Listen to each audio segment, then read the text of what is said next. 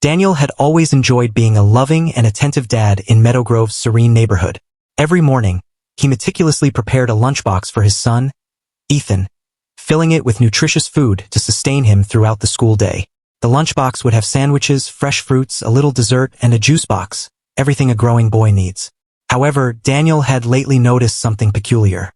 Every evening, Ethan would rush into the kitchen and eat as if he hadn't eaten anything throughout the day. Daniel was concerned since this was not your typical after-school hunger, but rather a sense of desperation. He initially disregarded it as a growth spurt or increased appetite brought on by school activities, but after a few days he couldn't ignore it any longer. Daniel eventually conveyed his concern one evening when Ethan sat at the table and quickly swallowed a large amount of spaghetti. "Ethan, are you not eating your lunch at school?" he said casually, not wanting to look too worried. Ethan paused slightly, holding his fork in midair, before resuming to eat. "Yeah, I eat," he said quietly without looking up. Daniel narrowed his gaze. His son was not very skilled at lying. That little pause was all he needed to realize something was amiss. "But you come home looking like you haven't eaten anything all day," Daniel said sympathetically. "Are you sure everything's okay?" Ethan nodded too hastily.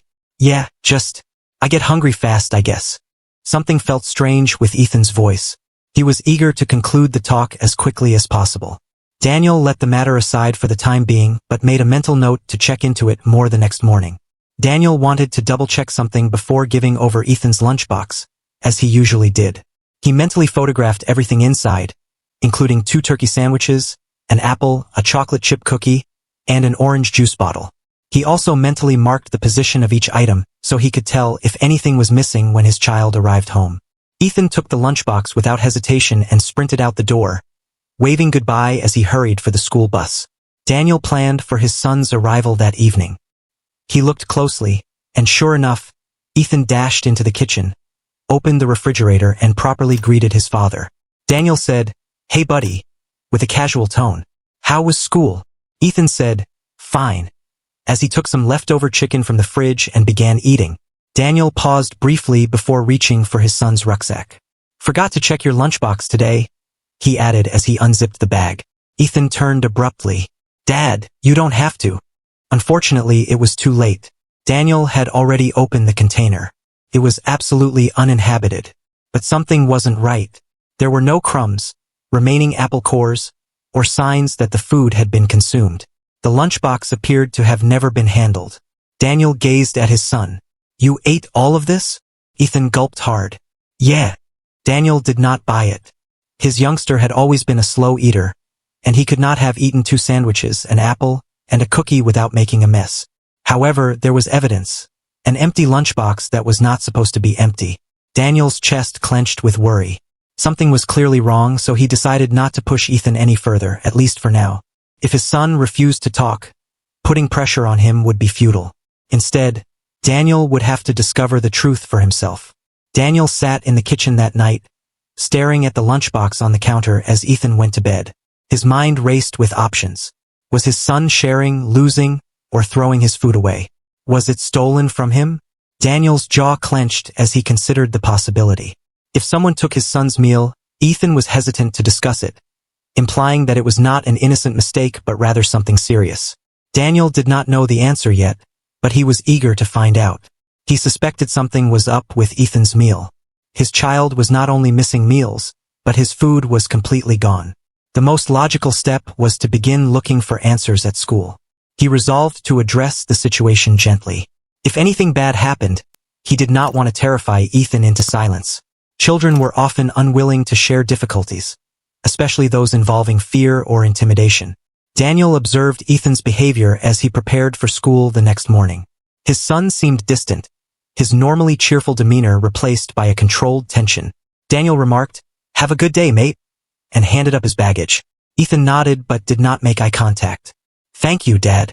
Daniel watched him go out the door and towards the bus stop. He waited there for a long time, considering whether he should drive directly to school or wait until later in the day. Eventually, he decided to phone the office and arrange a meeting with the principal later that morning. When Daniel arrived at Ethan's school, the halls were crowded with students talking, lockers slamming, and professors directing them to their classes. Daniel could not escape the sensation that something was wrong despite the fact that his surroundings remained organized, safe and familiar. Mr. Harris, the principal, extended a kind handshake. He was a middle-aged man with salt and pepper hair and a relaxed, professional manner. Daniel, it is nice to see you. What can I do for you? Daniel got directly to the point. This concerns my child, Ethan. I have noticed that he always comes home hungry, even when I have prepared a huge lunch. He refuses to tell me what is going on, and I am really concerned. Mr. Harris nodded, his countenance becoming serious. That is disturbing. Have you seen any other shifts in his behavior? Daniel sighed. Yes, he is more reclusive. He avoids mentioning school, and when I inquire about his lunch, he looks concerned. The principal sat back in his chair, processing the information. We have not had any reports about Ethan being bullied, but that does not imply nothing is happening. Let me check with his instructor to see if she has seen anything unusual. Daniel admired the effort, but he felt uneasy. Can we also ask some of the students in his class? Maybe they witnessed something. Mr. Harris agreed and summoned Ethan's homeroom teacher, Mrs. Thompson, a gorgeous woman who had been at the school for over a decade. Mrs. Thompson came a few minutes later, clearly bewildered by the situation. Ethan is an excellent student, she said to Daniel. I have not seen anything unusual, but now that you mention it, he has been quieter than normal recently. Daniel nodded. I simply want to make sure there is nothing going on that he is not comfortable talking about. They decided to gather a couple of Ethan's closest classmates and ask them straightforward, non-threatening questions. A group of 3 students, 2 boys and 1 girl, who had long been friends with Ethan, was allowed inside. Hello, guys! Mr. Harris exclaimed pleasantly. We would like to ask you a brief inquiry about your classmate, Ethan. Have you seen anything peculiar about him recently? The children exchanged looks before one of the boys spoke out. Ethan does not bring lunch to school. Daniel stiffened. What do you mean? I pack him a lunch every morning. The girl shrugged. I do not know. I only know that he never eats with us. He either pretends he is not hungry or goes away as we sit down. Daniel felt his heart racing. What became of Ethan's school lunch if he never ate it? Are you certain you have never seen him with his lunchbox? He said. The second youngster paused before responding. I believe I saw him toss something away once, but I did not pay attention. Daniel exchanged eyes with the principal.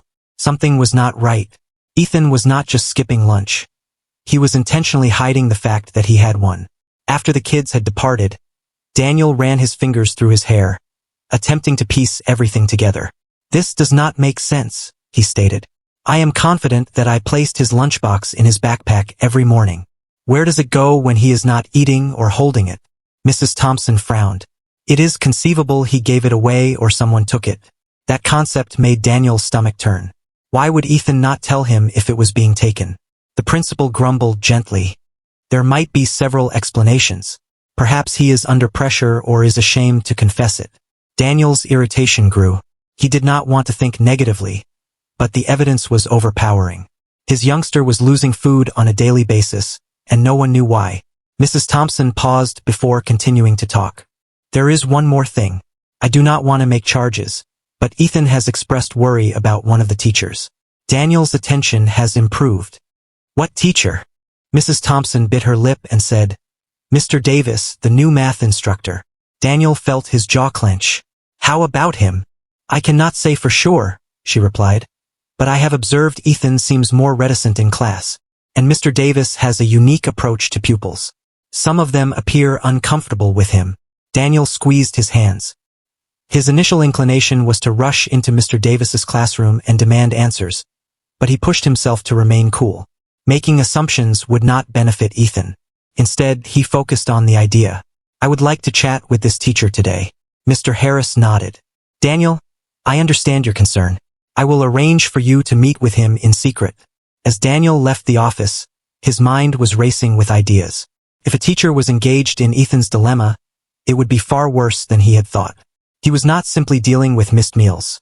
He was also dealing with someone who had impacted his kid. Daniel had no intention of letting this go. He was resolved to discover the truth, whatever it took. He left the principal's office with a flurry of emotions swirling around him. The information he had just heard upset him greatly. Ethan was not just missing lunch. His food was completely gone, and he was behaving suspiciously around his math instructor, Mr. Davis. The consequences were too alarming to ignore. If a teacher was involved, the issue was far more serious than he had anticipated.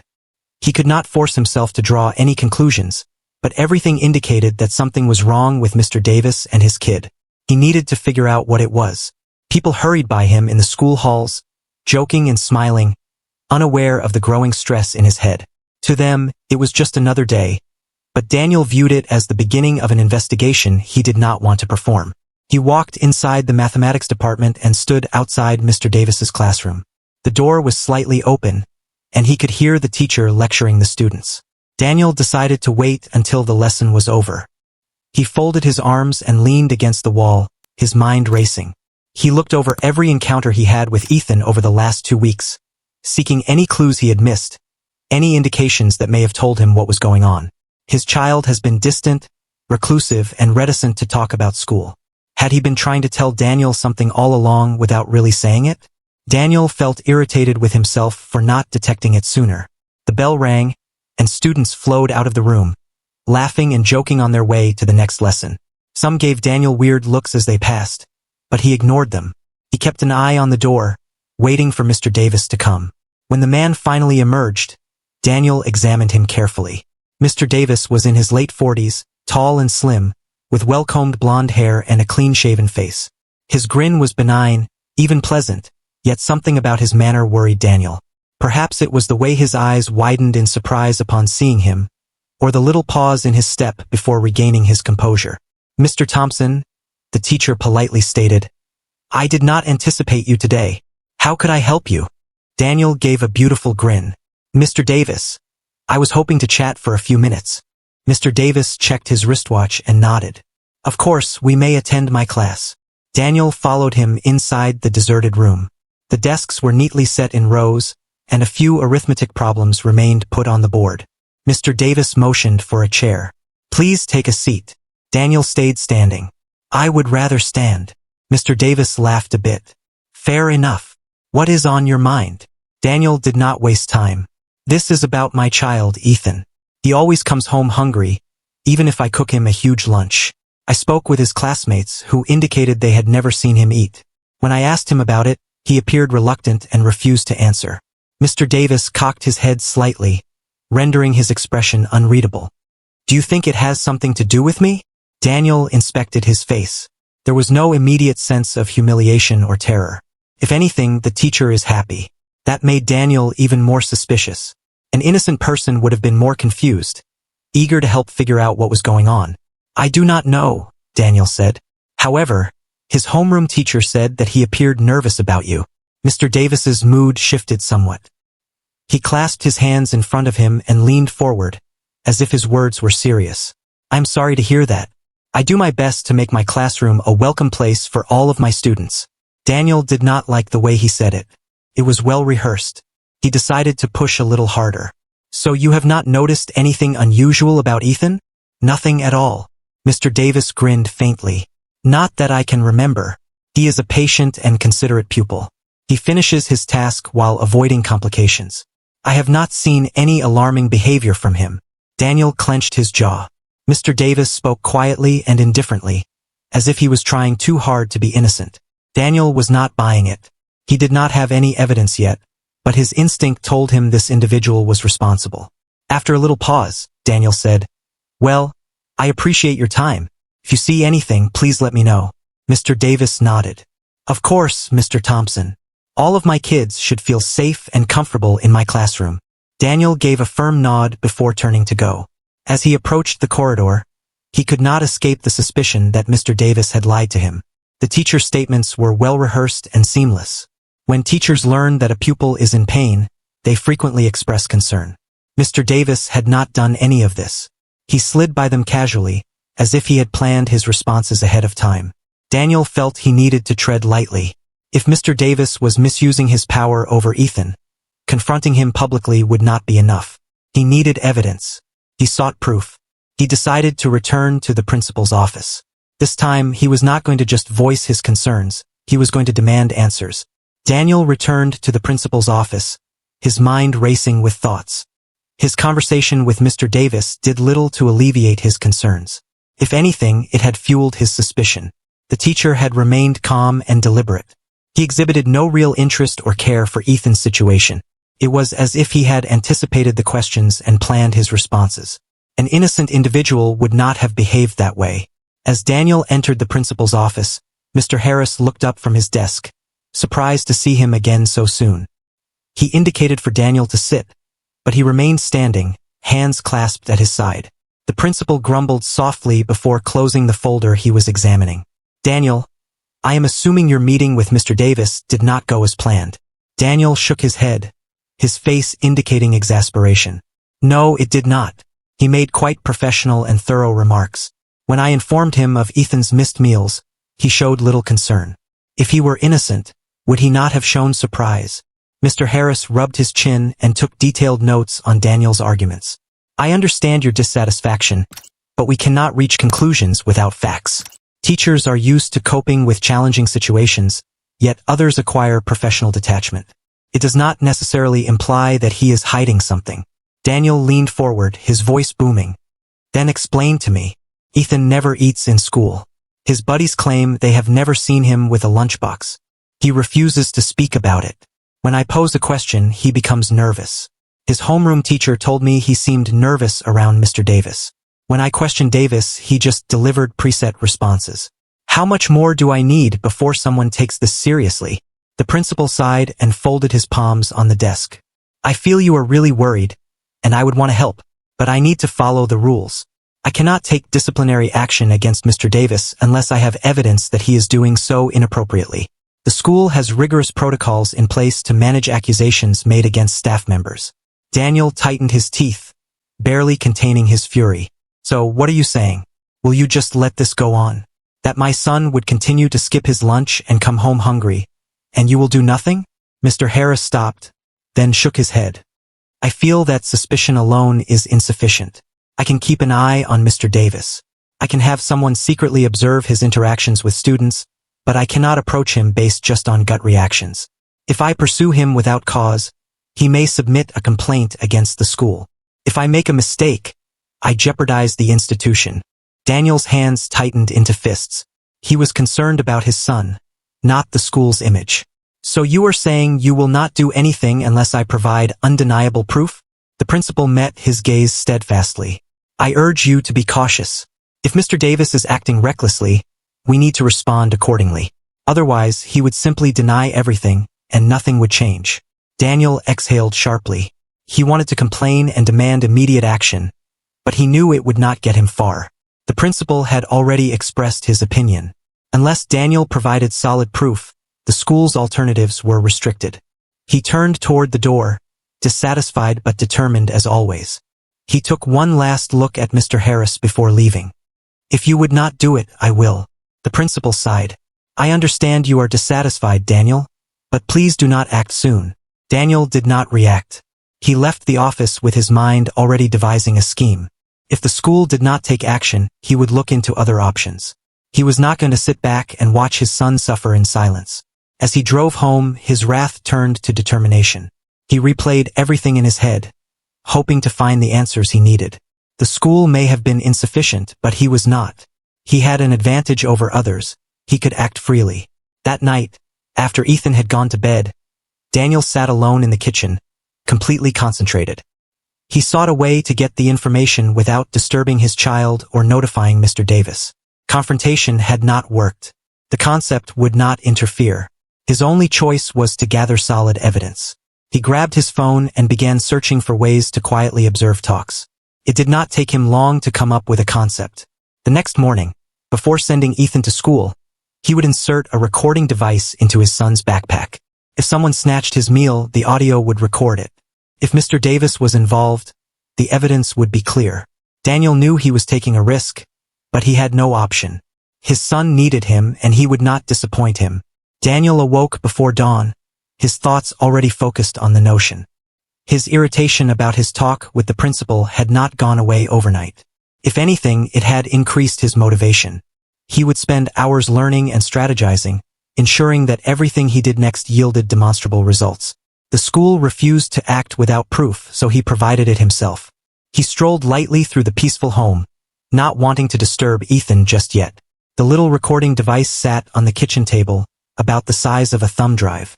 It was a basic item that may go overlooked within a bag. Daniel checked the audio the night before to make sure it was clear.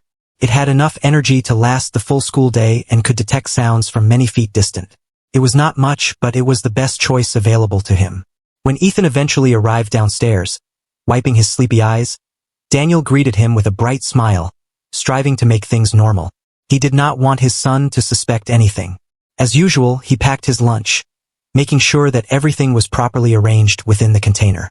However, before closing the bag, he carefully placed the recording device in the front pocket, ensuring that it was not visible. Ethan hoisted his backpack and slung it over his shoulders. "I shall see you after school, Dad."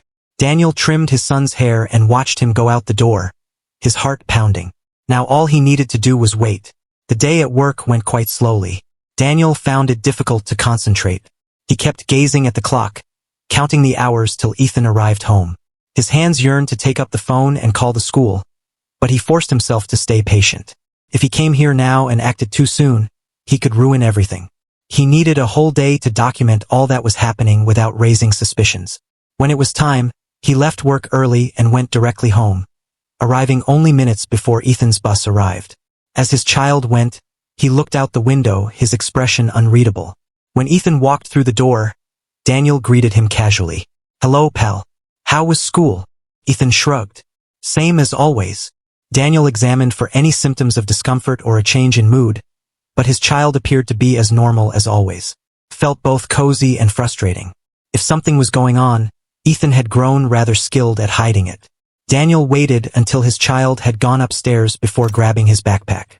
His hands remained calm as he unzipped the front pocket and took out the recording device. He brought it inside his office, closed the door, and connected it to his computer. The audio file loaded rapidly, and when he hit play, he heard faint noises of youngsters conversing and lockers banging. The day has officially started. He perused the morning announcements, looking for anything important. At first, there was nothing unusual, just the typical sounds of school. Professors giving orders, students whispering, and the odd rustle of papers. But as noon came, he overheard something that chilled his blood. The faint sound of Ethan unzipping his rucksack was followed by a brief delay, then another voice, not his son's. "Give it to me." Daniel froze. The tone was low and controlled, not angry or aggressive, but strong. There was no mistaking it. "Mr. Davis." There was a brief pause, followed by the faint rustle of something being withdrawn from the bag. "Ethan's lunchbox." Following a little pause, the voice spoke again, this time more gently. "You understand the rules." Daniel's palms clenched, his heart racing in his ears.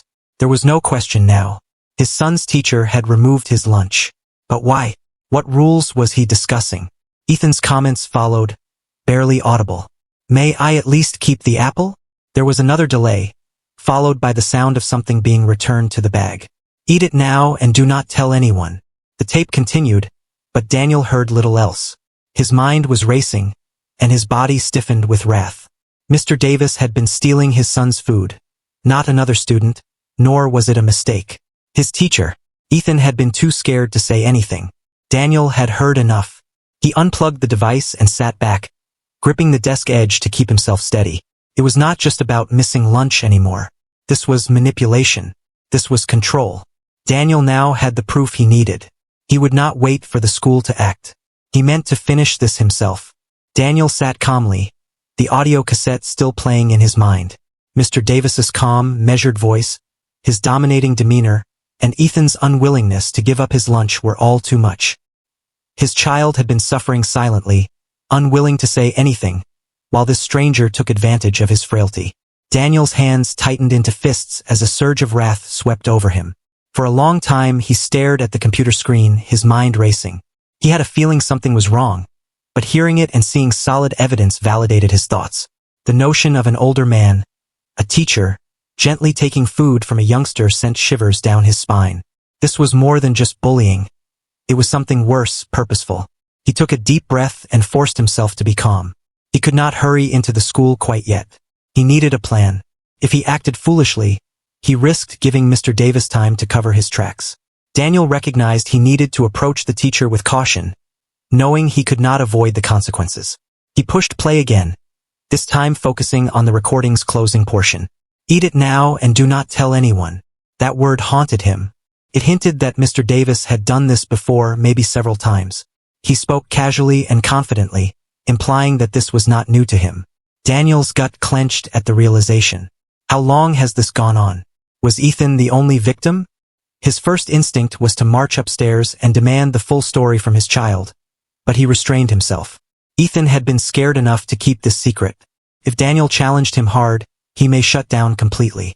He needed to be patient and make his child feel safe before asking for answers. He took another deep breath, rubbed his temples, and finally stood up. He took the recording device, slipped it neatly into his pocket, and started up the stairs. His footsteps were heavy as he reached Ethan's room, and his heart rate was racing. He knocked quietly and then pushed the door open. Ethan reclined on his bed, flipping over pages of a comic book. When he looked up and saw his father standing there, his mood altered immediately. Something in his eyes suggested disquiet or doubt. He realized something was awry. "Hello, friend," Daniel said softly before entering and locking the door behind him. "Can we talk for a minute?" Ethan hesitated and nodded gently. He sat up, closed the comic book, and placed it on his lap. Daniel sat comfortably on the side of the bed. He did not want to scare his son, but he needed the truth. "I understand about the lunches, Ethan," he said pleasantly. "I understand someone has been taking your food." Ethan's entire body froze, his fingers gripping the book's borders and his gaze dropping to the floor. He said nothing. Daniel kept a calm demeanor. "I need you to speak the truth. Is this Mr. Davis?" A quick intake of breath. Ethan slumped his shoulders, narrowed his eyes, and nodded. Daniel swallowed hard. He already knew the answer, but watching his kid confirm it heightened the tension. "How long has this been going on?" he said gently. Ethan bit his lip hesitantly. "A while," he confessed, his voice barely above a whisper. Daniel maintained a calm demeanor even as his rage surged again. "Has he ever threatened you?" Ethan shook his head rapidly. "Not really. He simply made it sound like I had to give it to him, as if it were usual. He said that was a rule. I did not want to get into trouble." Daniel felt his chest tightening. This guy had duped his kid into believing that turning over his food was an obligation, something he was obliged to do. This was worse than blatant threats. It was conditioning. "Why did you not inform me, buddy?" Daniel inquired, his voice calmer now. Ethan paused again, fumbling with the hem of his shirt. "I felt afraid. I feared I had done something wrong, and I did not want to aggravate the situation." Daniel inhaled gently, pushing himself to be cool. He leaned out and rested a consoling hand on Ethan's shoulder. "Listen to me. You did not do anything wrong. This is not your fault, and I pledge to remedy it. You do not have to face this alone anymore." Ethan eventually looked up at him, his eyes clouded with apprehension. "But Dad, if you inform the school, what if he gets angry?" Daniel's hold on his shoulder tightened slightly to reassure him. "That will not happen. I will not allow it. You are safe." For an extended moment, his son simply looked at him, searching his face for reassurance. Eventually, after what felt like an eternity, he gave a nod. Daniel realized this was the best response he could hope for at that moment. He lovingly ruffled Ethan's hair before rising to his feet. "I need to take care of something, but I want you to know that you can stop worrying about this now. Okay?" Ethan nodded again, though his expression still conveyed uncertainty. Daniel gave him one last encouraging smile before exiting the room. Once the door clicked shut, his demeanor shifted. His jaw clenched, and his hands balled into fists at his sides.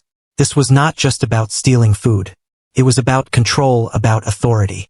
Mr. Davis had made his son feel small and frightened.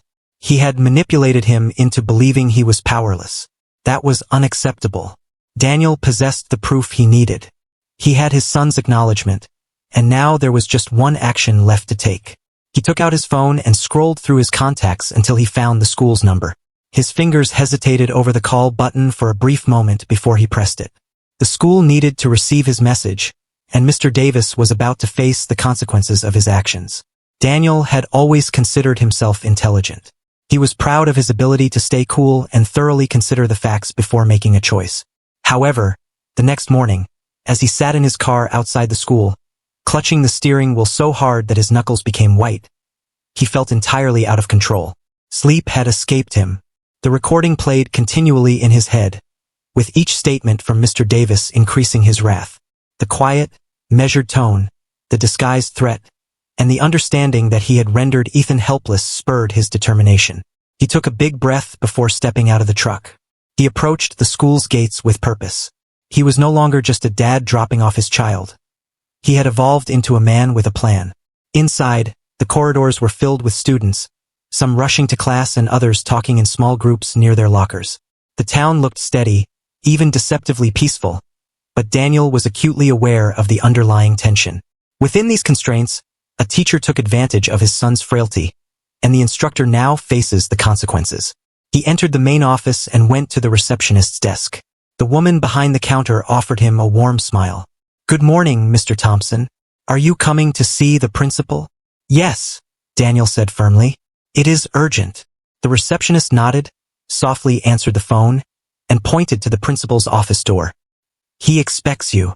Daniel opened the door to see Mr. Harris sitting behind his desk, his demeanor straightforward but serious. The principal beckoned for a chair, but Daniel remained standing. He placed the recording equipment on the table between them. "I have proof," Daniel said, his voice harsh and cold. "Listen to it." Mr. Harris stopped before launching his smartphone, connecting headphones, and clicking play. Daniel paid close attention to his facial expression. There was nothing at first, but then his face darkened, his jaw tightened, and his eyes narrowed as he heard Mr. Davis's harsh, demanding voice command a youngster to hand up his lunch. Daniel could pinpoint the exact moment when the principal realized how bad things were. When the film reached the part where Ethan asked whether he might keep the fruit, Mr. Davis responded with that startling "Eat it quickly and do not tell anyone," Mr. Harris said, closing his eyes briefly and slowly exhaling. Once the recording ended, he removed his earbuds and looked over at Daniel. "This is completely unacceptable," he stated, maintaining a calm yet authoritative tone. "Absolutely," Daniel shot back, his voice sharp. "My son has been under that man's control, and you mentioned you couldn't take any action without proof. Well, here it is. What will you do now?" Mr. Harris straightened up in his chair. "I will take care of this right away. Mr. Davis will be called in for a meeting, and suitable disciplinary actions will be taken. However, Daniel, I must stress that we have procedures to follow." Daniel slammed his fist on the desk, causing the principal to jump. "You're not implying that there's some absurd bureaucracy at play, are you? Because I swear, if you try to delay this, I'll escalate it to the school board, the media, or even the authorities if necessary." Mr. Harris raised his hand. "That won't be necessary. Believe me, I'm just as determined to solve this as you are. Give me 30 minutes. Daniel remained motionless for a moment, his body tense with the desire to act, but eventually, he nodded sharply. "All right, but I want to be there." The principal hesitated for a moment but then nodded in agreement. "Very well. You will be present." Daniel left the workplace but did not travel far. He stood outside, arms folded, waiting as the minutes passed. Students passed by, casting interested glances his way, but he ignored them. His whole emphasis was on seeing Mr. Davis suffer the repercussions of his actions. Eventually, the teacher's lounge door opened, allowing Mr. Davis to enter the corridor. He was dressed nicely as usual, yet his manner was calm as he entered the office. But when he spotted Daniel standing there, his expression changed just for a short second, but Daniel saw a moment of astonishment and concern. "Good," Daniel thought. "You should be afraid." Mr. Davis came first, followed by Daniel soon after. Mr. Harris was already seated, hands folded on his desk. He motioned for both men to sit, but Daniel remained standing, his gaze riveted on Mr. Davis. The teacher gave a beautiful smile. "Principal Harris, what is this about?" Mr. Harris did not waste any time. "A major allegation has been leveled against you, and I have a tape as evidence. I would like you to listen to it before responding." For the first time, Mr. Davis's faith was tested. His fingers twitched as he sought the headphones. Daniel placed them in his ears and watched his response as the recording began to play. His face was expressionless at first, but as the admissions continued, his jaw clenched and his eyes flashed with something. Calculation, knowledge that he had been detained. When the recording was ended, he carefully withdrew the earphones and placed them on the tabletop, his expression staying calm. "This is being taken out of context," he stated calmly. Daniel saw red. "Out of context?" he snapped. "You grabbed my son's meal. You persuaded him to assume that was the rule. You influenced him to keep silent. Mr. Davis raised his hand. Do you believe we should all be calm? Do not you dare, Daniel said, leaning forward. You have been stealing from children. How many others? How long have you been doing this? Mr. Davis's mouth opened, but no words came out. He was cornered and knew it. Mr. Harris leaned forward, his voice hard. Mr. Davis, our school will not accept this sort of behavior. You are hereby suspended pending a full investigation. If any more misbehavior is uncovered, you will be permanently sacked and reported to authorities. Mr. Davis opened his lips, maybe to protest, before closing them again. He was vanquished. He knew it. Daniel sighed, feeling his shoulders relax somewhat. It was not over yet, but it was a good step forward. His son would no longer have to endure this man's oppression. As Mr. Davis was brought out of the office, Daniel focused his attention on the principal. Make sure he never goes back to this school. Mr. Harris nodded. That is my aim. Daniel went away feeling lighter than he had in weeks. He had completed his responsibilities. Now it was time to assist his kid in his recovery. Daniel came outside onto the porch just as the sun began to rise, holding a cup of coffee. The air was crisp, with the aroma of moist grass and the faint buzz of morning traffic. It was a new day, but more significantly, it was the first day in a long time that he felt able to breathe. Mr. Davis was gone, suspended, and about to be permanently terminated due to the overwhelming evidence against him. Daniel had made certain that the principal had informed him that a thorough investigation was underway, and that if any further misbehavior was detected, the authorities would be called in. It was not over yet, but it was enough to ensure his son's safety. For the first time in weeks, Daniel felt a sensation of calm wash over him. But as much as he wanted to think that everything had been resolved, he knew there was one more thing he needed to do. Assist Ethan in moving past this. After getting home last night, Daniel went directly to his son's room. Ethan lay curled up in bed, looking at the ceiling, his expression inscrutable. It is over, Daniel assured him quietly. Mr. Davis will not be coming back. Ethan had moved his head, his gaze searching his father's face for genuineness. For real. There had been a prolonged silence before Ethan released a long breath, his small shoulders relaxing with relief. Daniel wished to say more, to offer greater reassurance, but he realized that sometimes silence conveyed more than words. Instead, he stayed perched on the edge of the bed, a calming presence in the room, until his son drifted off to sleep. Now, as Daniel watched the approaching school bus, he turned to see Ethan stepping out of the house with his backpack hung over one shoulder. The boy paused for a moment, looking up at his father. Are you really certain it's okay? Ethan asked quietly. Daniel crouched down a bit to meet his son's eyes. It's perfectly fine, buddy. You don't need to feel afraid anymore. Ethan slowly nodded, though a trace of doubt lingered in his gaze. It would take him time to completely believe that the ordeal was behind him. Daniel handed him his lunchbox, this time prepared with extra care. You've got food. No one is going to take it from you. And if anything happens again, you come to me. No matter what. Ethan swallowed hard and nodded once again. Okay. Daniel watched as his child boarded the bus and took a seat near the window.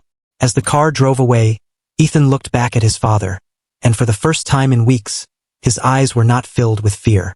Daniel exhaled and ran his fingers through his hair. He recognized that this would not go away overnight.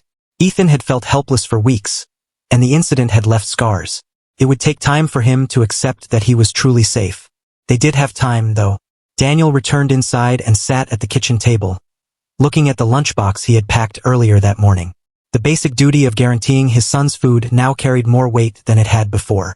He had always believed that providing meals was just another part of being a parent, but now he realized it was more than that. It was security, it was love, and it was something that should never be taken from a child. His phone rang with a message from the principal. Daniel just wanted to inform you that Mr. Davis officially resigned this morning. He will not be returning. We are also adopting greater instructor monitoring to ensure that this does not happen again. Daniel took a long breath and read the message again before putting the phone down. It was over. It is really over. That night, at the dinner table, Ethan ate without hesitation. For days, he had been moving his food about his plate, eating only enough to escape questioning. But tonight was different. He ate like a youngster who was not concerned about being hungry the next day. Daniel was sitting on the couch after supper, flicking through a book, when he sensed a little presence next to him. He looked down and saw Ethan reclining against his side. "Hi, friend," Daniel remarked, shutting the book. "Is everything okay?" Ethan paused and then nodded. "Yeah." He waited some longer before he looked up. "Thanks, Dad." Daniel grinned as he wrapped one arm over his son's shoulders. Always. Outside, the night was calm and quiet. It was a new day, and everything appeared to be going smoothly for the first time in years. If you like this story, please subscribe so you won't miss our next video. Please share this video with your friends and subscribe to our channel for future stories.